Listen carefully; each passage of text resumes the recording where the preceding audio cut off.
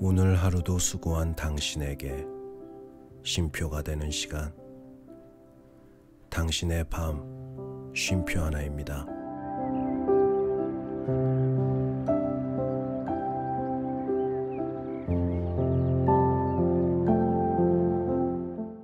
안녕하세요. 남자 사람입니다. 청년기에서 어른이 되어가는 그런 과정, 그런 시간을 누구든 겪게 되는데, 그 시간 속에서 중요한 거는 무엇이 있을까요? 여러 가지가 있겠지만, 저는 그 시절, 그 청년기 그 시절에 어떤 어른이 있는가, 참 그것이 굉장히 중요하지 않나, 그런 생각이 듭니다. 아직 그 시절에는 자기 자신보다는 어른들을 보면서 더 많이 배우는 시기가 아닐까, 그런 생각이 드는데, 오늘 앤도 이제는 어른이 되기 위해 준비를 하게 되는데, 그 준비를 하는 동안 앤의 주위 어른들은 앤에게 어떤 영향을 주게 될까요? 그럼 당신의 밤 쉼표가 되는 시간, 빨간머리 앤 32번째 이야기 시작하도록 하겠습니다. 재밌게 들어주세요.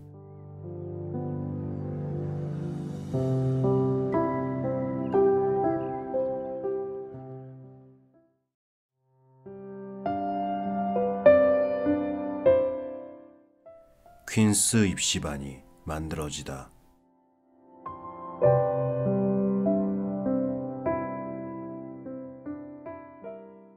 마릴라는 무릎 위에 뜨개질 거리를 놓고 의자에 등을 기댔다. 눈이 피곤했고 다음에 시내에 나가면 안경을 바꿔야 할지 알아봐야겠다고 막연히 생각했다. 요즘 들어 눈이 금방 피곤해지곤 했던 것이다. 흐릿한 11월에 황혼이 초록 지붕집에 내려앉으며 어둠이 밀려 들어왔고, 난로에서 타오르는 빨간 불꽃만이 부엌을 밝히고 있었다. 애는 난로 앞 깔개 위에 몸을 둥글게 말고 앉아 단풍나무 장작에 켜켜이 쌓여있던 수백 년 된 여름 햇살이 즐겁게 빛을 뿜어내는 모습을 물끄러미 바라보았다. 읽고 있던 책을 바닥에 떨어뜨린 채 반쯤 벌린 입으로 미소 지으며 한창 공상에 빠져있는 중이었다. 앤의 상상 속에서 안개와 무지개에 둘러싸인 스페인의 화려한 성들이 그 모습을 생생히 드러냈고, 멋지고 매혹적인 모험의 세계가 펼쳐졌다. 모험은 언제나 성공으로 끝났으며 현실에서처럼 궁지에 빠지는 일은 한 번도 없었다. 마릴라는 다정한 눈길로 앤을 바라보았다. 난로불과 그림자가 부드럽게 어른거리는 곳보다 더 밝은 곳에서는 절대 짖지 않는 그런 표정이었다. 마릴라는 사랑을 말이나 표정으로 쉽게 표현하는 방법을 배운 적이 없었다. 하지만 겉으로 내색은 안 해도 더 깊고 강렬한 애정으로 이 잿빛 눈에 빼빼 마른 여자아이를 사랑하게 되었다. 사실 마릴라는 앤에 대한 자신의 사랑이 도를 넘지나 않을까 걱정하고 있었다. 마릴라는 앤에게처럼 누군가에게 지나치게 마음을 쏟는 건 죄악이라고 생각했으므로 마음이 편치 않았다. 그래서 속마음과는 다르게 그다지 사랑하지 않는 듯 더 엄하고 쌀쌀맞게 대함으로써 무의식적으로 참회를 하는 건지도 몰랐다. 앤은 마릴라가 자신을 얼마나 사랑하고 있는지 모르는 게 분명했다. 마릴라가 여간에선 기뻐하지 않고 동정심이나 이해심도 너무 부족하다는 생각에 아쉬워하곤 했기 때문이었다. 하지만 마릴라가 자신에게 베푸는 은혜를 떠올리며 항상 스스로를 나무라곤 했다. 마릴라가 불쑥 입을 열었다. 앤, 오늘 오후에 네가 다이애나와 함께 나간 사이 스테이시 선생님이 다녀가셨다. 깜짝 놀란 앤이 공상에서 깨어나며 한숨을 쉬었다. 스테이시 선생님이요? 어머, 자리를 비워서 죄송해요. 절 부르지 그러셨어요, 아주머니. 다이애나와 전 바로 유령의 숲에 있었는데요. 요즘 숲이 얼마나 아름다운지 몰라요. 고사리와 잎이 매끈한 나무들과 풀산 딸나무같이 작은 식물들은 죄다 잠이 들었어요. 마치 누군가 봄이 올 때까지 나뭇잎 이불 속에 숨겨놓은 것처럼 말이에요. 어젯밤 달빛이 비칠 때 무지개 스카프를 두른 회색 꼬마 요정이 살그머니 와서 그랬나 봐요. 하지만 다이애나는 별로 말하고 싶어 하지 않았어요. 유령의 숲을 상상하다가 엄마한테 혼났던 일을 잊을 수가 없대요. 그 일은 다이애나의 상상력에 아주 나쁜 영향을 줬어요. 상상력을 말려버렸거든요. 린드 아주머니는 머틀벨 아주머니가 메마른 사람이라고 하셨어요. 그래서 제가 루비 길리스한테 머틀 아주머니가 왜 메마른 사람이냐고 물었더니 아마도 남자친구한테 배신을 당해서일 거래요. 루비 길리스는 남자 생각뿐이에요. 나이가 들수록 더 심해진다니까요. 남자 얘기도 적당히 하면 나쁠 게 없지만 무슨 일에나 끌어다 붙이면 곤란하잖아요. 안 그래요? 다이애나와 전 결혼을 하지 말고 멋있는 독신으로 영원히 함께 살면 어떨까 진지하게 고민 중이에요. 다이애나는 거칠고 막대먹은 악당 같은 남자와 결혼해서 새 사람으로 만드는 게 더 고귀한 일일 것 같다며 확실히 마음을 못 정했어요. 다이애나와 전 요즘 진지한 얘기들을 많이 나눠요. 나이도 들었는데 어린애 같은 얘기를 하는 건 어울리지 않는 것 같아서요. 이제 곧 14살이 된다는 건 아주 중대한 일이니까요. 아주머니, 지난 수요일에 스테이시 선생님이 10대인 여학생들을 시냇가로 데려가서는 그렇게 말씀하셨어요. 10대 시절에 어떤 습관을 가지고 어떤 이상을 품을지 아주 신중히 생각해야 한다고요. 20살이 되면 인격이 형성되어 평생 살아갈 기초가 마련되기 때문이래요. 그리고 기초가 흔들리면 그 위에 진정으로 가치 있는 것을 세울 수가 없다고 하셨어요. 다이애나와 전 집으로 돌아오며 그 문제로 얘기를 나눴어요. 우린 아주 진지했어요. 아주머니, 앞으로 정말 신중하게 행동하고 바람직한 습관을 기르고 무엇이든 배우고 되도록 분별 있는 사람이 되자고 약속했어요. 그러면 20살이 됐을 때 제대로 된 인격이 갖춰지겠죠? 20살이 된다고 생각하니 끔찍해요. 아주머니, 너무 나이 들고 어른이 된 느낌이에요. 그런데 스테이시 선생님은 왜 오셨어요? 내가 하려던 말이 바로 그거다, 앤. 말할 틈을 줘야 말을 하지. 선생님은 내 얘기를 하셨단다. 제 얘기요? 앤이 겁에 질린 얼굴로 말했다. 그러고는 얼굴을 붉히며 소리쳤다. 선생님이 무슨 말씀하셨는지 알겠어요. 저도 말씀드리려고 했어요. 아주머니, 솔직히 말하려고 했는데 그만 깜빡했어요. 어제 오후 역사 시간에 배너를 읽고 있다 스테이시 선생님한테 들켰어요. 제인 앤드루스가 저한테 빌려준 책인데요. 점심시간에 읽다가 전차 경주가 벌어지는 장면에 수업이 시작되었어요. 전 결과가 알고 싶어 견딜 수가 없었어요. 배너가 꼭 이길 거라는 걸 알고 있었지만 말이에요. 문학에선 보통 정의가 이기기 마련이거든요. 전 책상 위에 역사책을 펴놓고 책상과 무릎 사이에 배너를 세워놓았어요. 그러면 제가 배너에 푹 빠져 있어도 역사책을 보는 것처럼 보이니까요. 전 책이 너무 재미있어서 스테이시 선생님이 통로로 걸어가시는 줄도 몰랐어요. 그러다 문득 고개를 드니 스테이시 선생님이 나무라는 표정으로 절 내려다보고 계시잖아요. 얼마나 부끄러웠는지 말도 못해요. 아주머니, 조시파이가 낄낄거릴 땐 특히나 더요. 스테이시 선생님은 배너를 가져가셨지만 그 자리에선 아무 말씀도 안 하셨어요. 그리고 쉬는 시간에 절 남게 하시고는 꾸짖으셨죠. 선생님은 두 가지 면에서 제가 큰 잘못을 저질렀다고 하셨어요. 첫째는 공부해야 할 시간을 허비한 거고요. 둘째는 소설을 읽으면서 역사책을 보고 있는 것처럼 속인 거라고요. 전 그 순간까지도 제가 속였다는 생각은 하지 못하고 있었어요. 아주머니, 전 충격을 받았어요. 엉엉 울면서 다시는 그런 짓을 하지 않겠다며 선생님께 용서를 구했어요. 그리고 반성하는 의미로 일주일 동안 배너를 보지 않겠다고 말씀드렸어요. 전차 경주가 어떻게 끝나는지도 보지 않겠다고요. 하지만 선생님은 그럴 것까진 없다며 절 용서해 주셨어요. 그런데 집에까지 찾아오셔서 아주머니께 그 얘기를 하다니 그건 좀 너무하신 것 같아요.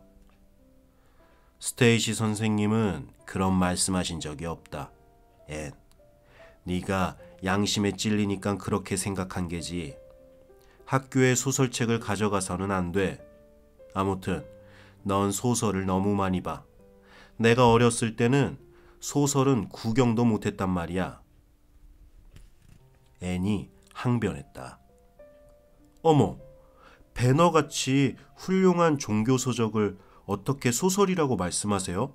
물론 너무 흥미진진한 내용이라 일요일에 읽기엔 약간 무리일 수도 있겠죠.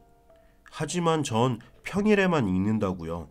그리고 요즘은 스테이시 선생님이나 앨런 사모님이 13살 9개월짜리 여자아이가 읽기에 좋다고 하시는 책이 아니면 절대 읽지 않아요. 선생님과 약속했는걸요. 어느 날 선생님은 제가 유령의 집에 숨은 무서운 비밀이라는 책을 읽고 있는 걸 보셨어요. 루비 길리스한테 빌린 책이었죠. 아, 아주머니, 정말 신기하고 소름 끼치는 내용이었어요. 등골이 오싹했다니까요. 하지만 선생님은 그건 어리석고 해로운 책이라며 그 책은 물론이고 그런 종류의 책도 읽지 말라고 하셨어요. 전 그렇게 약속하는 거야 어렵지 않았지만 끝이 어떻게 되는지도 모른 채 책을 돌려주는 건 괴로웠어요. 하지만 선생님을 사랑했기에 그 말씀을 따랐죠. 누군가를 기쁘게 하기 위해 무언가를 할 수 있다는 건 정말 멋진 일이에요, 아주머니. 난 램프를 켜고 일이나 해야겠구나. 틀림없이 넌 스테이시 선생님이 무슨 말씀을 하셨는지 알고 싶지 않은 게야. 내 입에서 나오는 소리에나 열심이지 다른 데는 도통 관심이 없으니 말이다. 잘못을 깨달은 앤이 소리쳤다. 어머, 아니에요, 아주머니. 전 너무 듣고 싶어요. 이제부터 아무 말도 하지 않을게요. 한마디도요. 저도 제가 말이 많다는 건 알아요. 하지만 그러지 않으려고 얼마나 노력을 많이 한다고요. 제가 참고 안 하는 말이 얼마나 많은지 아신다면 제 말을 믿으실 거예요. 제발 말씀해 주세요, 아주머니. 스테이시 선생님은 상급반 학생들 중에서 퀸스 아카데미 입학시험을 치를 아이들을 모아 반을 만들고 싶다고 그러더구나. 방과 후에 1시간씩 과외 수업을 할 생각이라고. 그래서 매슈 오라버니와 나한테 널 그 반에 넣고 싶은지 물어보러 오셨던 거야. 내 생각은 어떠냐? 앤, 퀸스 아카데미에 진학해서 선생님이 되고 싶니? 앤이 무릎을 세우며 손을 맞잡았다. 아, 아주머니, 그건 제 평생의 꿈이었어요. 제 말은 그러니까 6개월 전에 루비와 제인이 시험 얘기를 꺼낸 다음부터 쭉 그랬다고요. 하지만 소용없는 일이란 생각에 아무 말도 하지 않았죠. 전 정말 선생님이 되고 싶어요. 하지만 돈이 엄청나게 많이 들겠죠? 앤드루스 씨는 프리 씨가 학교를 마칠 때까지 150달러가 들었다고 해요. 게다가 프리 씨는 기아 열등생도 아니었고요. 그런 거라면 걱정할 필요 없다.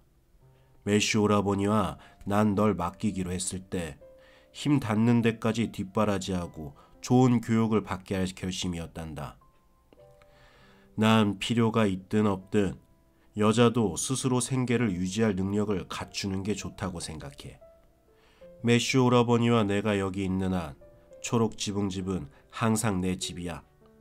그러니 한 치 앞도 모르는 게 세상 일이니 미리 대비하는 게 좋지 않겠니? 그러니 너만 좋다면 입시반에 들어가도록 해라, 앤. 아, 아주머니, 정말 고맙습니다. 앤이 두 팔로 마릴라의 허리를 감싸 안으며 진심 어린 눈빛으로 마릴라의 얼굴을 올려다보았다. 아주머니와 아저씨께 너무 감사드려요. 두 분의 자랑이 되도록 최선을 다해 열심히 공부하겠어요. 기아는 너무 기대하지 마세요. 하지만 열심히 하면 다른 건 문제 없을 거예요. 넌 아마 잘 해낼 거야. 스테이시 선생님은 네가 똑똑하고 부지런하다고 하셨단다. 마릴라는 앤이 혹시라도 자만심을 가질까봐 스테이시 선생님이 앤에 대해 한 말을 절대 곧이곧대로 말하지는 않을 생각이었다. 너무 책에만 파묻혀 지내지 않아도 된다. 서두를 건 없어. 입학시험까지는 아직 1년 반이나 남았으니까. 하지만 늦지 않게 시작해서 기초를 탄탄히 다지는 게 좋다고 스테이시 선생님이 그러셨단다.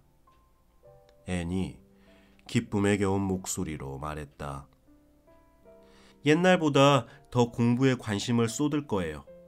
삶의 목표가 생겼으니까요. 앨런 목사님은 누구나 인생의 목표를 갖고 그 목표를 쫓아 열심히 노력해야 한다고 말씀하셨어요. 하지만 먼저 그 목표가 가치 있는 것인지 따져봐야 한댔어요. 스테이시 선생님 같은 교사가 되고 싶은 건 가치 있는 목표라고 해도 되겠죠? 그렇죠? 전 교사란 아주 훌륭한 직업이라고 생각해요. 얼마 후 퀸스 입시반이 만들어졌다. 길버트 블라이스, 앤 셜리, 루비 길리스, 제인 앤드루스, 루시 파이, 찰리스 롯, 무디 스펀전 맥퍼슨이 그 반에 들어갔다. 다이애나 베리는 부모님의 반대로 빠졌다. 이것은 앤에게는 크나큰 불행이나 다름없었다. 미니메이가 후두염에 걸렸던 그 밤 이후로 앤과 다이애나는 무슨 일을 하든 떨어져 본 적이 없었다. 퀸스 입시반이 과외 수업을 위해 학교에 남는 첫날, 앤은 다이애나가 다른 아이들과 함께 천천히 교실을 나가는 모습을 바라보았다. 앤은 다이애나 혼자 자작나무 길과 제비꽃 골짜기를 지나 집으로 걸어갈 생각을 하니 저도 모르게 친구를 따라가고 싶은 마음이 솟구쳤지만 묵묵히 자리를 지킬 수밖에 없었다. 무언가가 목까지 차올라왔다. 앤은 흐르는 눈물을 감추기 위해 황급히 라틴 문법책을 들어 얼굴을 가렸다. 길버트 블라이스나 조시 파이에게 결코 눈물을 보이고 싶지는 않았다. 그날 밤 앤이 서글프게 말했다.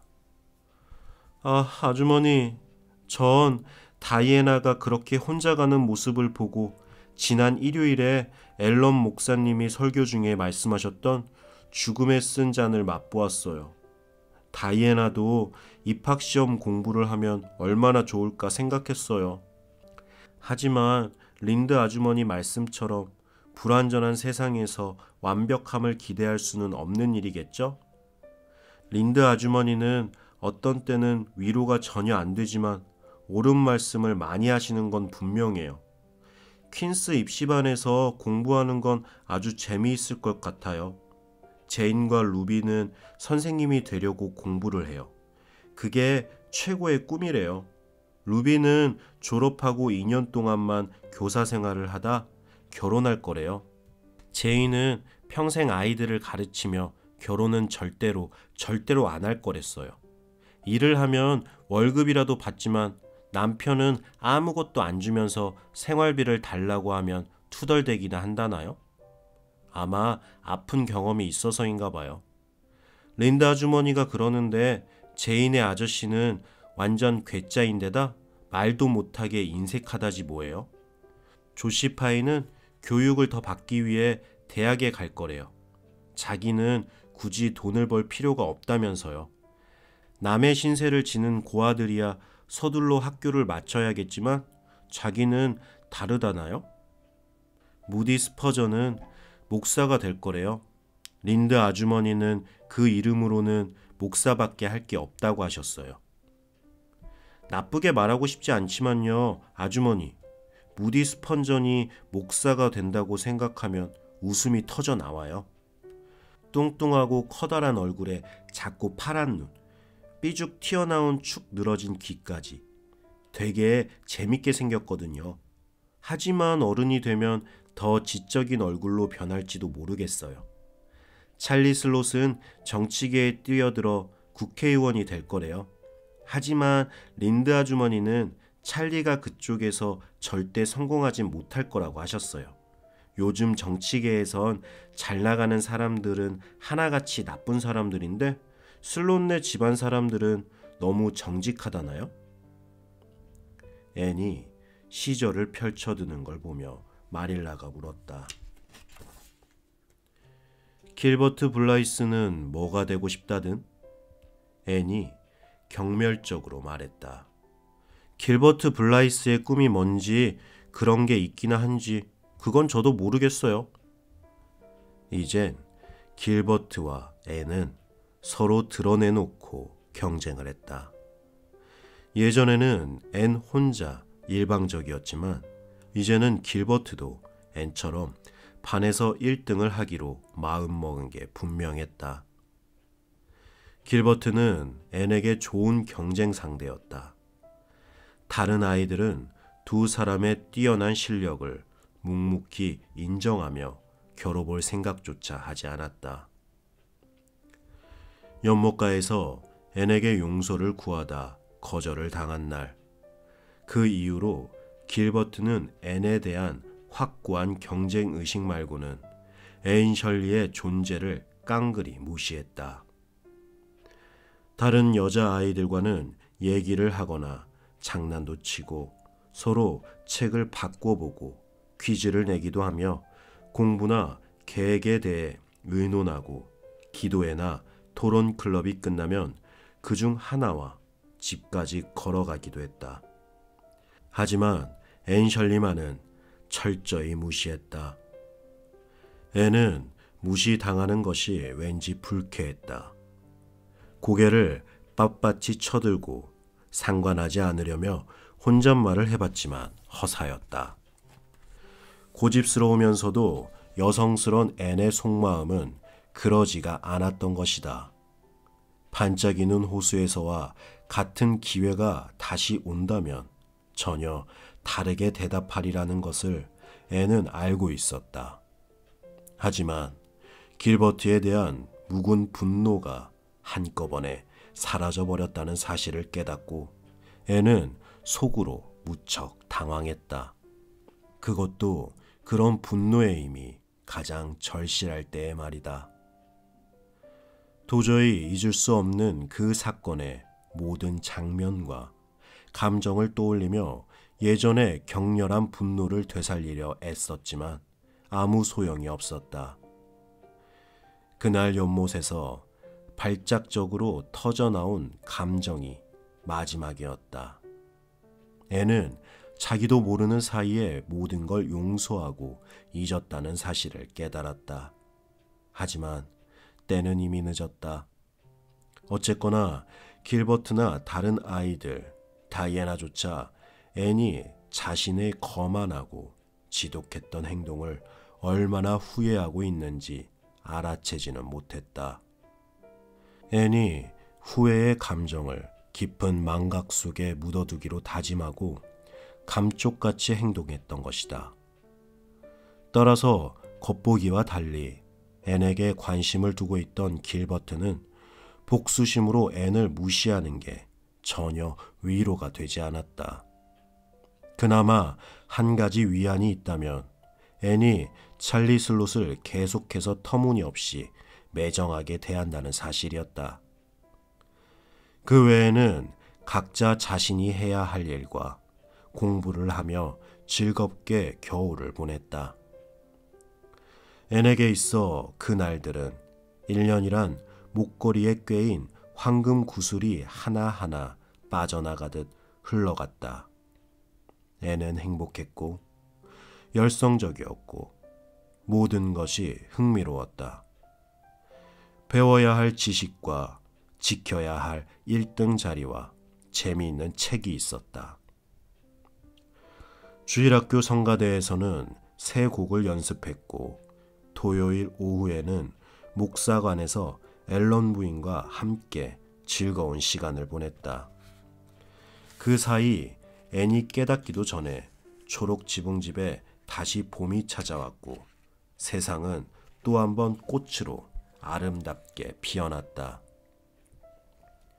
그러자 공부에 대한 열정도 조금 시들어졌다.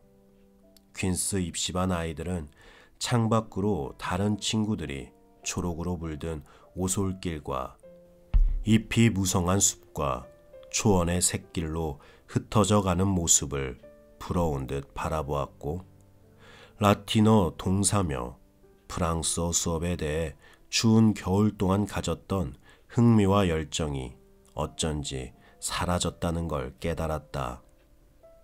앤과 길버트마저 늘어져서는 점점 흥미를 잃어갔다. 학기가 끝나고 즐거운 방학이 눈앞에 환하게 펼쳐지자 선생님도 아이들도 다 같이 기뻐했다. 방학하는 날 저녁, 스테이시 선생님이 아이들에게 말했다. 지난 한 해 동안 다들 열심히 잘해주었어요. 여러분은 즐겁고 신나게 방학을 보낼 자격이 있어요.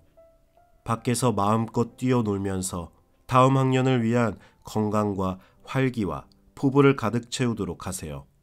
입학시험을 앞둔 마지막 결전의 시기가 될 테니까요. 새 학기에도 우릴 가르쳐 주실 건가요, 선생님? 조시파이가 물었다. 조시파이는 어떤 질문이든 주저하는 법이 없었고 아이들은 이 순간만큼은 조시파이에 대해 고마운 마음이 들었다. 다들 묻고 싶어도 물어볼 엄두가 나지 않았던 것이다. 고향에 있는 학교에 오라는 제안을 받은 스테이시 선생님이 그곳에 가기로 결정을 내려 다음 학기에 돌아오지 않는다는 불길한 소문이 한동안 학교에 파다했기 때문이다. 퀸스 입시반 아이들은 숨을 죽인 채 조마조마한 마음으로 선생님의 대답을 기다렸다. 네, 그럴 생각이에요. 다른 학교로 옮길까도 생각했지만 결국 에이번리에 남기로 했어요. 솔직히 말해 여기 학생들이 너무 좋아서 떠날 수가 없었답니다. 그래서 계속 여러분들의 공부를 도울까 해요. 무디 스펀전이 환성을 질렀다. 무디 스펀전은 지금껏 한 번도 그렇게 흥분한 적이 없었다. 그래서인지 그 후 일주일 동안 그 생각을 할 때마다 얼굴을 붉히며 혼자서 쩔쩔맸다. 앤이 눈을 반짝이며 말했다. 아, 정말 기뻐요. 사랑하는 스테이시 선생님. 선생님이 돌아오시지 않으면 정말 끔찍할 거예요. 다른 선생님이 오신다면 공부를 계속하고 싶지 않았을 것 같아요. 그날 밤 집으로 돌아온 앤은 교과서를 모두 다락에 있는 낡은 가방에 집어넣고 잠근 다음 열쇠를 담요 상자에 던져 넣었다. 앤이 마릴라에게 말했다. 방학 동안 교과서는 절대 보지 않겠어요. 학기 내내 최선을 다해 열심히 공부했고 기하도 한 권의 명제들을 달달 외워서 글자가 조금만 바뀌어도 알 수 있을 정도예요. 논리적으로 따지는데 지쳐서 여름 동안은 제 맘대로 상상이나 하며 지낼까 해요. 어머, 그렇게 놀라지 마세요, 아주머니. 적당한 선은 지킬 거예요. 하지만 이번 여름은 정말 즐겁고 재미있게 보내고 싶어요. 어쩌면 어린아이로 보내는 마지막 여름이 될지도 모르니까요. 린다 아주머니는 제가 내년에도 이렇게 계속 자라면 스커트 길이를 늘려야 할 거래요. 다리하고 눈밖에 보이지 않을 거라나요? 긴 스커트를 입으면 거기에 어울리게 행동도 아주 점잖아져야 하겠죠? 그때가 되면 요정이 있다는 것도 믿지 않게 될까봐 겁이 나요. 그래서 올 겨울엔 요정이 있다고 굳게 믿으려고요. 아주 즐거운 방학이 될 것 같아요.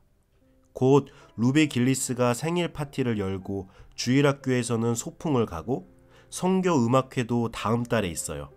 베리 아저씨는 다이애나와 절 화이트 샌즈 호텔에 데려가서 저녁을 사주시겠대요. 사람들이 거기서 저녁 식사도 하고 그러나 봐요. 제인 앤드루스는 작년 여름에 한번 가봤다는데 전기 불빛에 꽃에 아름답게 차려입은 여자들로 눈이 부실 지경이었대요.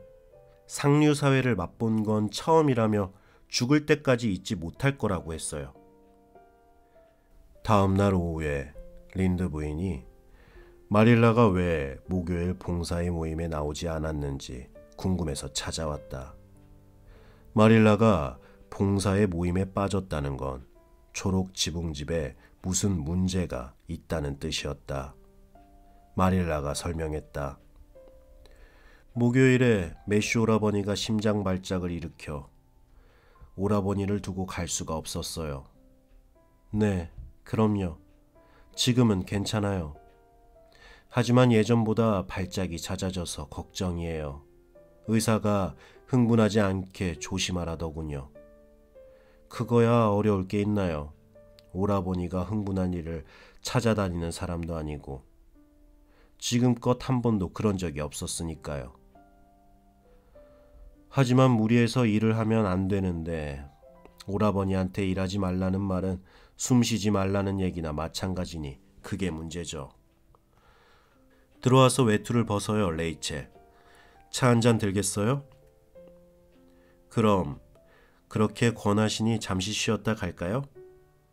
처음부터 쉬었다 갈 생각이었던 린드 부인이 말했다. 린드 부인과 마릴라는 앤이 차를 준비하고 비스킷을 구워내는 동안 응접실에 편안하게 앉아 있었다. 비스킷은 까다로운 린드 부인도 흠잡을 데 없을 정도로 포슬포슬하고 하얗게 잘 구워졌다. 해질 무렵 오솔길 끝까지 자신을 배웅해준 마릴라에게 린드 부인이 고개를 끄덕이며 말했다. 애는 정말 훌륭한 아이로 자랐어요. 마릴라에게 큰 도움이 되겠어요. 그래요. 요즘은 정말 착실하고 의지가 된답니다. 덤벙대는 성격을 못 고치면 어쩌나 늘 걱정이었는데 이젠 무슨 일을 맡겨도 마음이 놓여요. 3년 전에 처음 봤을 때는 이렇게 착한 아이가 되리라곤 생각도 못했어요. 바락바락 대들던 그 고약한 성질머리를 어떻게 잊겠어요? 난 그날 밤 집에 돌아와서 남편에게 말했어요. 두고 보세요, 토마스. 마릴라 커스버트는 자기가 한 일을 후회하게 될 거예요. 라고 말이죠. 하지만 내가 잘못 본 셈이니 얼마나 다행이에요.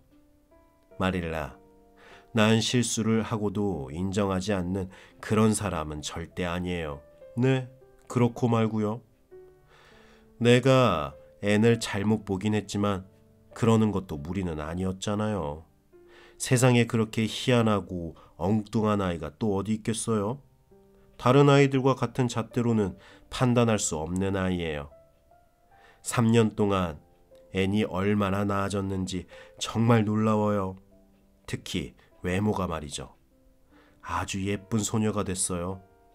개인적으로 그렇게 창백하고 눈이 큰 스타일은 별로지만 난 다이애나 벨이나 루비 길리스 같이 생기 있고 볼이 발그레한 아이들이 좋아요. 특히 루비 길리스가 아주 돋보이더군요. 하지만 왜 그런지는 몰라도 앤이 그 애들이랑 함께 있으면 외모는 처지면서도 왠지 다른 아이들이 평범하고 지나치게 꾸미고 있다는 느낌이 들어요. 다른 아이들이 크고 붉은 작약이라면 그 옆에 있는 앤은 스스로 수선화라고 부르는 하얀 6월 백합 같거든요.